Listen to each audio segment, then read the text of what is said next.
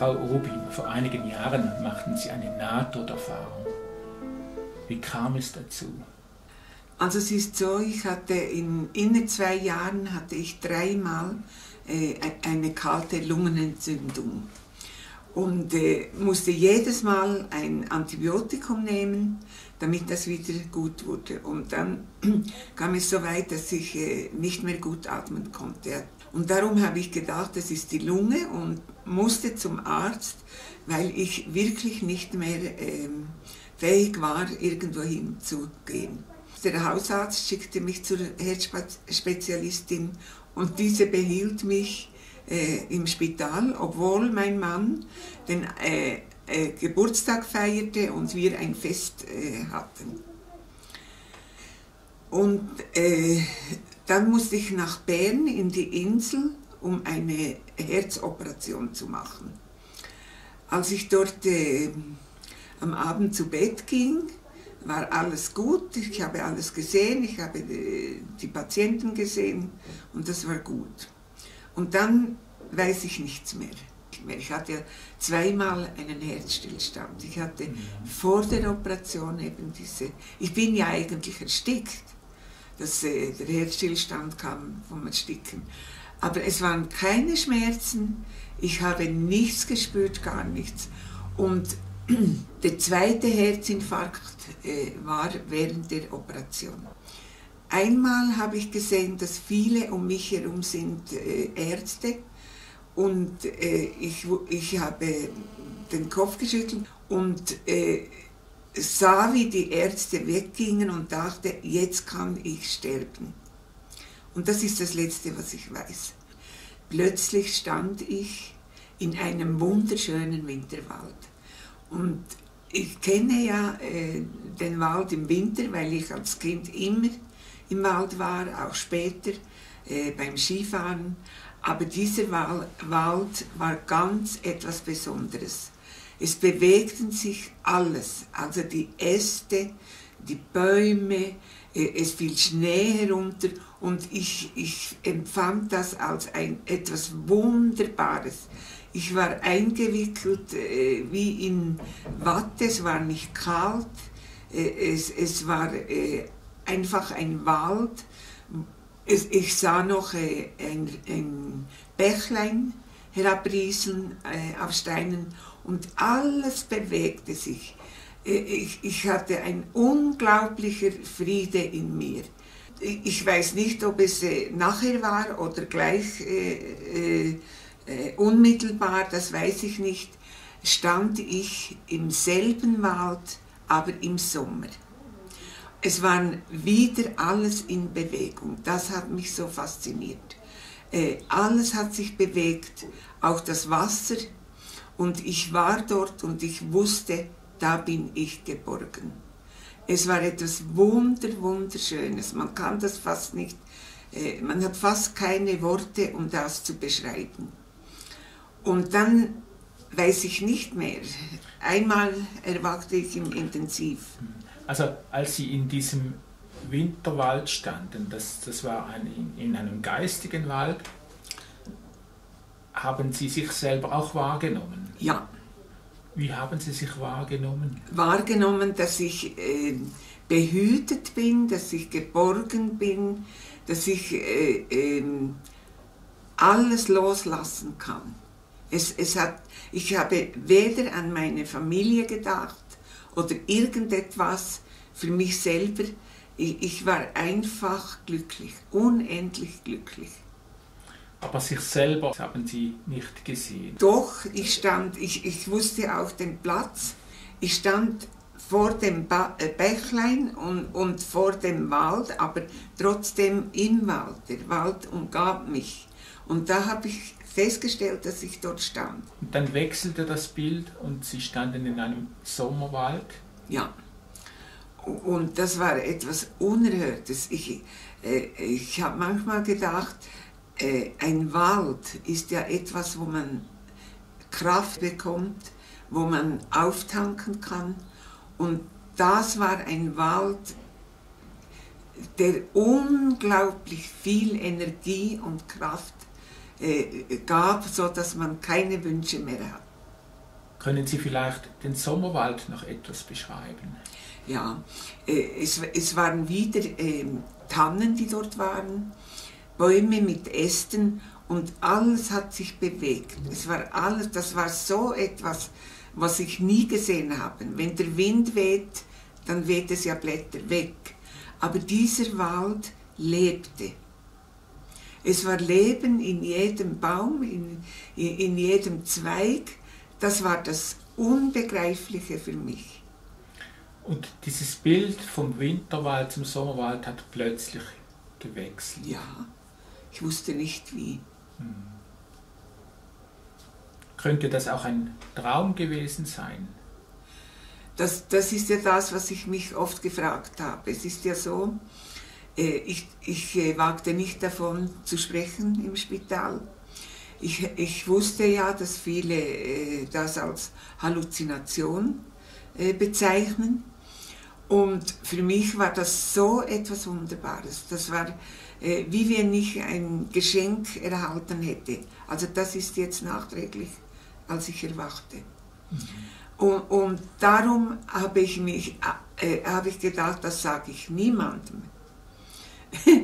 Sonst wird man abgestuft und dann heißt es, also ein Arzt kam ja dann, der hat das vernommen und wollte mir das erklären, dass das Halluzinationen sind und dass er mir Medikamente geben würde.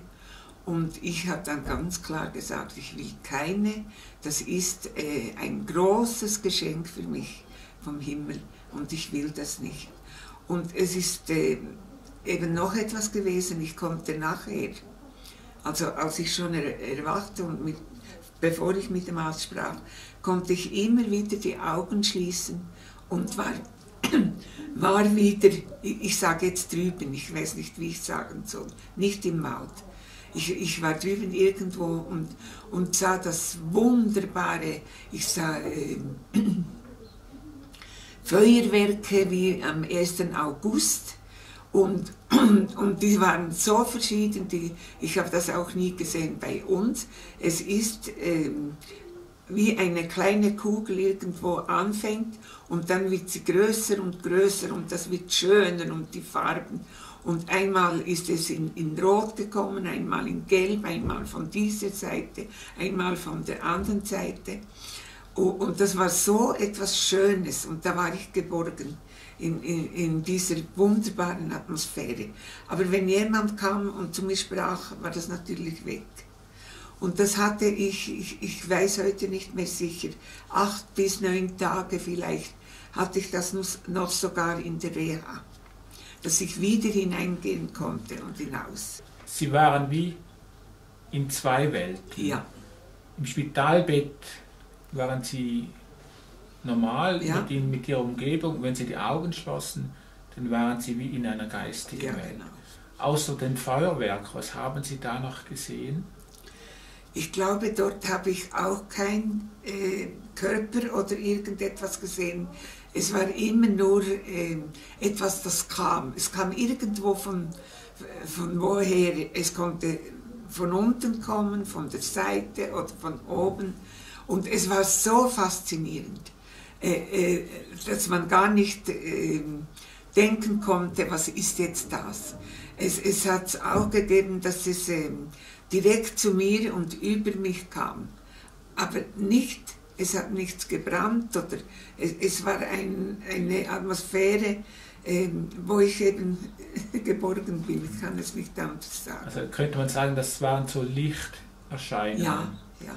Was dann für mich sehr, sehr wichtig war, also das hörte auf, plötzlich war das weg. Ich konnte nicht mehr hinübergehen. Wenn ich die Augen schloss, kam nichts mehr, ich war immer im Bett. Aber ich weiß auch nicht, ob es 2, 3 Tage oder eine Woche war,